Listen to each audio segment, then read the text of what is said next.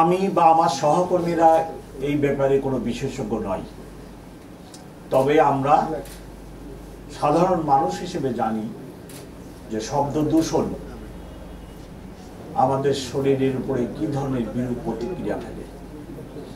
ঢাকাবাসীর কাছে আমার অনুরোধ থাকবে যে আমরা এইরূপ কর্মকাণ্ড থেকে নিজেদেরকে বিরত রাখি। আমাদেরকে ভাবতে হবে যে বাসার ছাদে আমরা এই কর্মকাণ্ডটি করি, সেই বাসার ছাদের ইমিডিয়েট নিচতলায় একজন 80 বছরের বৃদ্ধ লোক হয়তো অনেক কষ্টের পরে একটু ঘুমানোর চেষ্টা করছে, অথবা কেবলই তিনি একটু ঘুমিয়ে পড়েছেন। আপনার এই বিকট শব্দে তার ঘুম ভেঙে যায়, সে আরো অনেক কষ্ট পায়। আমাদের প্রত্যেককে এটি ভাবতে হবে। হাসপাতালের পাশে যদি এরূপ বিকট আওয়াজ হয়, হাসপাতালে যারা মুমূর্ষ রোগী থাকে তারা কষ্ট পায়।